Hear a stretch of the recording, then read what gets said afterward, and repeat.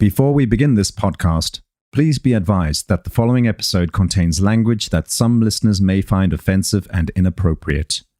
The opinions expressed by the host and guests are their own and do not reflect the views of the podcast producers. Listener discretion is advised. Welcome back to part 2 of Aaron Stimus' story. Last time, we heard about Aaron's bitter, drawn-out divorce with his estranged wife. According to the official record, in July 2002, Aaron was so exhausted by the legal dispute that he shot his wife and himself in an attempted murder-suicide. But how accurate is the state's version of events? We give Aaron the stage now to tell his side of the story in this episode of Voices of a Killer. Yeah, so Aaron, you're sitting in prison right now for the murder of your wife, Julianne. Are you guilty? Am I guilty? Yeah. If I'm guilty, I don't believe I'm guilty of what I've been charged with. So you were charged with first degree, which means it was premeditated, you thought it out, and you did it. Is that right? That's what I've been convicted of. Right. Do you think you're convicted of a lesser second degree? Well, let's say I was, make a long story short, that first degree premeditated murder is a fully conscious purpose to kill, being that I was on prescription Oxycontin at the time, that I couldn't form the intent at the time because of the medication I was on. And you know, I actually read the appeal where you tried to use that argument that medication, you know, that was basically the cause of what happened, and I actually believe that argument. However, the legal verbiage, the language it didn't have any effect on the ruling per the appeal. So Aaron, bring me back to the day that this crime went down. What was that very morning like? Oh, it wasn't a bad morning. I had a job that I was going to go up to the panhandle of Florida, work that this one contractor that I subcontract through was going to do some work up at the Air Force base up in the panhandle. So just a normal day? Yeah, it was, normal day. Well, I kind of find it hard to believe that it'd be completely normal because you're going through divorce and you both have a protection order against each other. Certainly there's a lot of turbulence. What was your wife doing that day? She went to work and then came back. She'd been drinking a little bit. She went to work. Where did she work? She was a barber. She was rented a chair, so she was self-employed. We were both self-employed. What year was this? This was in 2001. So there was no texting yet. Did you have a cell phone? Yes, sir. Were you calling her a lot that day? No, I wasn't calling her at all. If you would have called her, you think she'd have called the cops, said, a violation of protection order? Oh, possibly, depending on what kind of mood she was in. So at some point you finished work, right? Or did you leave early and come home? Oh, I didn't work that day. I thought you said you went to some kind of Air Force base. No, I was going to start a new job in like a few weeks. Well, I asked you what you did that morning. You said it was kind of normal. You went into the Air Force base. I thought you were talking about work. I was out of work. I was getting ready to start a new job up in the panhandle. So the day started out, I was happy that work was going to start coming my way because I was out of work for a few weeks. So you just spent the day being happy about a job is what you're telling me. Right. So you're not doing much, but you say this is the time that you're hooked on pain pills, right? Right. And you said you were doing Oxycontin and stuff like that day? Yeah. I was in and out. I went over to a friend's house. You said you're in and out. Did you ever come across her while you were in and out, or she's at work all day? Well, what happened was after I took several Oxycontin, I was nodded out, sleeping in my house, and my daughter came over. She was crying. She told me that my wife's boyfriend was stealing her birthday money. She was 11 and stealing my 9-year-old son's birthday money, that he was hurting her. And I took it that he was sexually molesting her. That's how I took it. How old is she? She was 11 at the time, and my son was 9. So what did you do? My daughter told me that my wife's boyfriend was sleeping with my wife, and she didn't like it. And that was like the first proof that I had that, because my wife swore up and down she wasn't cheating on me. So you became you went into the defense mode? Yeah, I got very angry then after hearing that. Yeah. So did that make you pretty jealous that you're still married to this woman and she's had somebody sleeping over? Well, upsetting that she swore up and down that she wasn't cheating on me. Yeah. That she was. I come to find out that she actually was.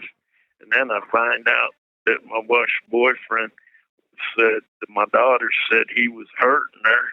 And I took it that he was sexually molesting her. Whenever she told you this, did she have any kind of physical marks on her or anything that indicated that she was hurt? Or she just told you this? She just told me this and she was crying. So whenever she told you this, did you immediately walk across the street to their house? Did you call them? What did you do? No, my wife came over across the street. She came over to your house? To get my daughter. That was like throwing gasoline on the fire. So your ex-wife came over. Did she knock or did she just walk right in? She just walked in the house. What did you do whenever she just walked right in? You got a protection order against her. But she didn't worry about that. She was drunk anyway, so she wasn't worried about that. What did she say, or what did you say? We started arguing over her boyfriend. Did she deny it, or did she rub it in your face? She kind of rubbed it in my face, and I said, well, I'm going to go have a talk. Grabbed my gun and said, I'm going to go have a talk with her. So, Aaron, I want to stop for just a second because this is a really serious part of your life right here. And this is obviously everything that unfolds from this point on is so serious that you actually put a gun to your head and pulled the trigger and shot yourself in the head, right? That's what they say. Well, that's what they say? Did it not happen? Well, it didn't exactly happen like the testimony. But so are you trying to, before we get on to the story, I mean, I just want to know, do you say that somebody else shot you? Well, I'll put it to you this way, even though it wasn't brought up in court, I'm left-handed. I got shot on the right side. We're not talking about that. I want to know what you think. You think somebody else shot you? I believe so. Aaron says that the day of his crime unfolded very differently from the official record. He insists he had no premeditated intent to shoot Julie that July evening. What he describes instead is a sudden outburst of anger after he heard his daughter's allegations against Julie's boyfriend, rather than a planned and calculated act. One of Aaron's most surprising claims is that he didn't shoot himself that night. Rather, Aaron suggests that somebody else shot him amidst the chaos of that evening. This switches up the narrative completely and contradicts just about every report I've read about this case. Is it possible that the news articles and detectives got this significant fact wrong? If true, this could be either a huge error by the investigators or a deliberate conspiracy against Aaron. But if Aaron didn't shoot himself, then who did? More on that after the break.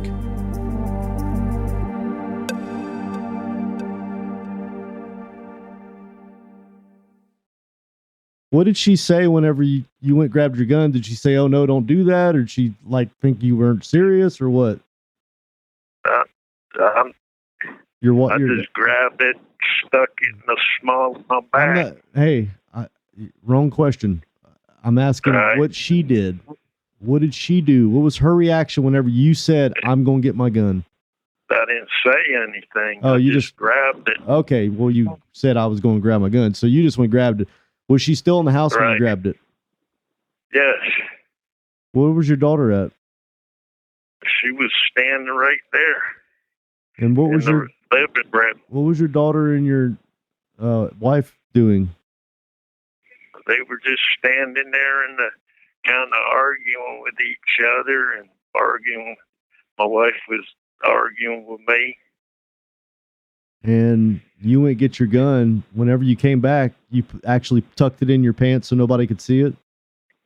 Yeah, it was this in the small of my back. Okay, so you walk in there and nobody knows you have the gun. What was your next thing you did? Walked across the street. Was she trying to stop you? No. What was she doing? She stayed inside of your house? She followed right behind me. So she's following behind you. She's not saying anything. She's just following you? Yeah, I walked back across to my other house. Yep. To confront her. I understand that. What is your daughter doing? I really wasn't. She was, I think, following both of us. Was she saying, "No, Daddy, don't do this"? Even without them seeing the gun, they probably don't want any kind of fight or anything like that. Certainly your daughter at 11 years old, she's saying, "Daddy, please don't go over there," right? No, she didn't say anything. Okay. That I recall. Okay, fair enough. So you walk into the house, or you knock, or is he waiting at the door knowing what's going on, or what? I said I'll go into the front door. Open the door with my right hand, and I pulled the gun, and it was in my left hand, and then the door was locked. And then, if you can imagine having a gun in your left hand and then trying to open the door with your right hand, because the knob was on the right side of the door. Uh-huh. And then the door was locked, and when I turned around, the gun went off accidentally and hit my wife in the abdomen. So let me ask you a question. Did you ever go to the military? No, I was never in the military. Did you ever own guns growing up? Nah, not growing up, but I used to shoot. My grandfather used to have 22 pistols I used to shoot. So you've been around guns. That wasn't like the first time you ever been around a gun? Right. It's kind of, for somebody that, somebody that's around guns, usually it's really difficult for them to point and pull the trigger. Did you have a hair trigger on the gun? Yes, sir. So you're saying you accidentally shot her in the stomach? Right. What did she do whenever you shot her like that? Did she fall immediately to the ground? Did she say anything to you? Yeah, she fell to the ground. Then I went to talk to her, and then I got shot in the head. I don't remember the other shots. You do know that the news and prosecutors, they're saying that you shot yourself in the head, right? Right.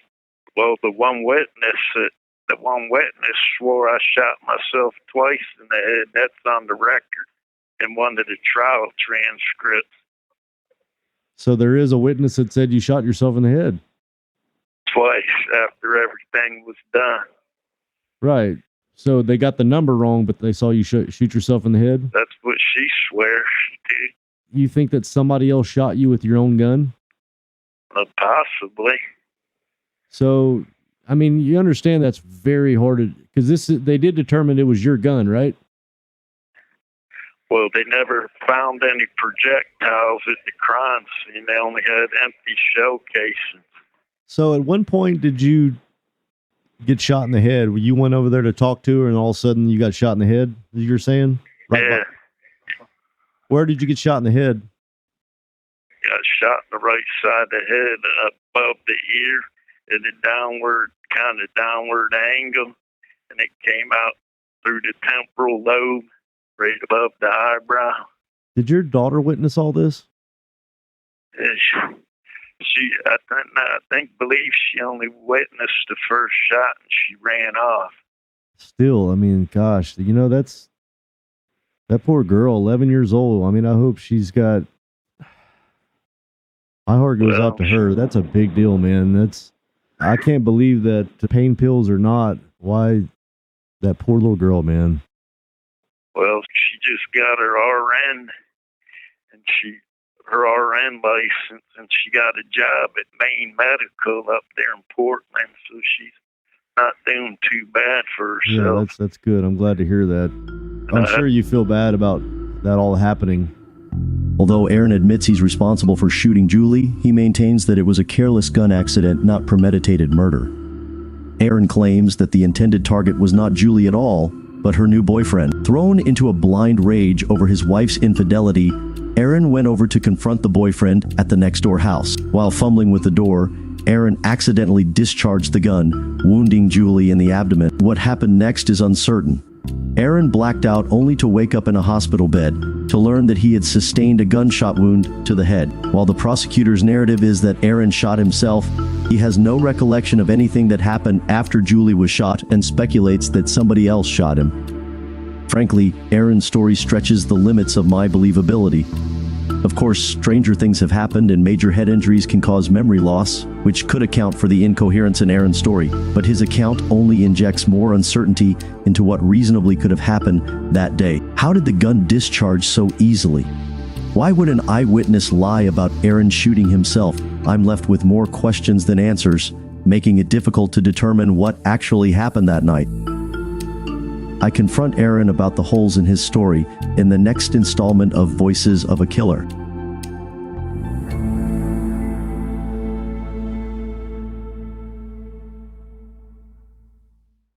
If you want to find out what happens next, right now, you can sign up at patreon.com/voicesofakiller. There you can find bonus content, early access, ad-free listening, and access to our chat community. So go to patreon.com/voicesofakiller to sign up now. Your support is what keeps us passionate about bringing these stories to you. That's a wrap on this episode of Voices of a Killer. A big shout out to Sonic Futures, who handled the production, audio editing, music licensing, and promotion of this podcast. If you want to hear more episodes like this one, make sure to visit our website at voicesofakiller.com. There you can find previous episodes, transcripts, and additional information about the podcast. Lastly, if you enjoyed this episode, please consider leaving us a review on Spotify, Apple Podcasts, or wherever you get your podcasts. Your feedback helps us improve and reach new listeners. Thank you for your support, and we can't wait to share more stories with you in the future. Thank you for tuning in. I'm your host, Toby, and we'll see you next time on Voices of a Killer.